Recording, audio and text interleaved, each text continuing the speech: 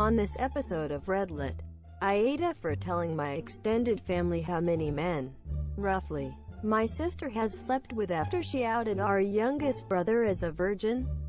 AmItheA for suggesting my 7-yo name his new stuffed tiger, Tig Biddies. AmItheA for despising my mentally handicapped sister. AmItheA for giving my ex-wife a large amount of money I won despite the anger of my GF.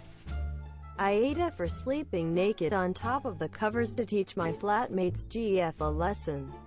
AmItheA for asking my brother not to bring his boyfriend to my wedding. AmItheA for telling my extended family how many men, roughly, my sister has slept with after she outed our youngest brother as a virgin. We had a family dinner this evening. My family has 4 kids in total. Me, my elder sister, 29F, younger sister, 24F, and youngest brother, 22M. Extended family attended our family dinner. So all of our significant others, our cousins, aunts and uncles etc. During the dinner my elder sister and youngest brother got into a mild disagreement. My sister seemed, at least to me, to be coming across as very aggressive out of frustration and losing said argument. The two of them were too absorbed in their argument to realize the rest of us were getting a bit fed up. Eventually my sister got really fed up and said, "Shut up. I'm not going to argue with a 22-year-old virgin." My brother hadn't done any personal attacks up until that point. It was completely unprovoked. I think it might have been the alcohol, as my sister is a mean drunk. Anyway, I immediately told my sister to grow up and that she was making an embarrassment of herself. She replied by saying everyone knows he's a virgin and she didn't say anything wrong. This annoyed me as my bro definitely has confidence issues and doesn't need to be made fun of like this. So I responded by saying how she slept with well over 100 men while she was in college. And that since everyone in the family knows this, it's not a big deal, right? Turns out her husband didn't know this amazingly. I genuinely assumed he must have known. He left the party angrily saying my sister misled him about her past. Family is blaming me for their marital problems. I refuse to accept I did anything wrong. My sister bullied my brother in front of everyone. All I did was give her a taste of her own medicine. AmItheA for suggesting my 7-yo name his new stuffed tiger, Tig Biddies. Pretty much the title. My son won a stuffed tiger at the fair last night and said he had named him Tig. He asked me what its last name should be. I couldn't help myself and just instantly replied, Biddies. Then I turned to my wife to share a smirk, but she was pissed and quickly suggested a few different last names. But my son insisted that he liked Biddies. So now his tiger is Tig Biddies. My wife thinks it was completely inappropriate. I think it was a silly joke that went over his head and will have no negative ramifications. AmItheA for despising my mentally handicapped sister. The title makes me sound horrible, but hear me out. My sister is severely autistic. She requires attention almost 24/7 and cannot be left alone. She is nonverbal and cannot take care of herself at all. Despite the fact that she is only 12, she is extremely destructive and violent and destroys anything she gets her hands on. I hate her. That should be wrong to say, but it doesn't feel like it. I was only 6 years old when she was born, and since then I've never solely had my parents' attention. Even since I can remember, the world has revolved around her.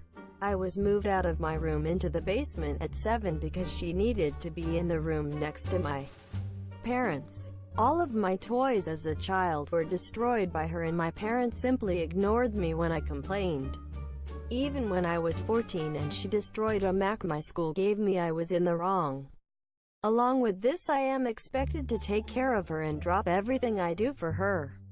I can never make plans with friend because my parents expect me to be there if they need me to take care of her. Even when I do somehow get time to myself, I am required to leave if they need me. If I do not, then I am punished. The recent example of this is when I went to see the new Spider-Man movie. and was grounded because I turned my phone off in the theater. It seems as if I am nothing more than a slave to them, and anything involving her simply overshadows me. This last week I was chosen to give a speech at a school event. I was so excited and my parents promised to be there, but they never showed and claimed it was because of my sister. Anytime anything like this happens for me, they're too busy with her. I've held this in for so long and it finally spilled out today. While talking about colleges with my father, he joked that I should get a degree that pays well so when they're gone I can take care of my sister. I don't know why, but this caused me to break down. I cried and screamed about how it always about her. I'm nothing more than a caretaker to them, that they always make it about her and that I'm expected to be her slave for the rest of my life. I've locked myself in my room since then and my parents have not come to check on me. Am I the asshole here? AmItheA for giving my ex-wife a large amount of money I won despite the anger of my GF. I recently won a "fuck you" amount of money. I won't say exactly how much, but it's in the millions. It makes me feel funny even typing it's enough to change the life of myself and my family. My ex-wife is the mother of my 2 kids. She is an amazing woman and good to the bone. We divorced 6 years ago because I had an affair with my current partner. I was in a low place in my life and I fucked up. She was in incredible pain, but like a fucking saint she allowed me to still see our kids, who mean the world to me. Allowed our divorce to be as pain-free as possible despite the fact that I know she was hurting. She still is close with my parents. She is respectful to me although she refuses to talk to my GF. She was actually the first person I phoned after my mom and pops after I found out I won the lottery. She was pleased for me. Joked that I could take the kids on a world round trip. And that was that. Nothing else. As soon as I won, I knew I wanted to give her a significant amount.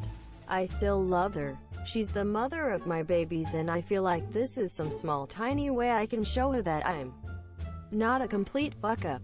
She deserves to know that I care despite my mistakes. She also works a shitty job in the public library which pays her peanuts. She would actually be able to pursue her hobbies this way. Give our kids a better life between us. I haven't discussed this with my ex yet, but I have with my parents who strongly agree and my lawyer who was very surprised but on board.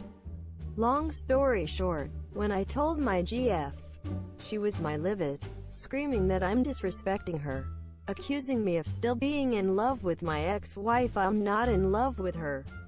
We've both grown apart, but of course I still love her for being an excellent co-parenting partner and mother to my kids. My GF is threatening to break up with me. And TBH, I'm feeling incredibly relieved over the threats. I don't plan on changing my plans. But AmItheA for sleeping naked on top of the covers to teach my flatmates GF a lesson. Need a Reddit, please bear with.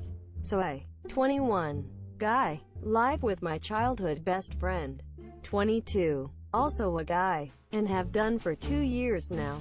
Up until last week, things were perfect between us. However, he recently got a new girlfriend, 23, lady, and she honestly seems absolutely great except for one thing. She seemingly has a complete aversion to knocking. She and I have quite a lot in common, and I actually like spending time with her. However, it bugs the hell out of me when she just barges into my room without knocking first now.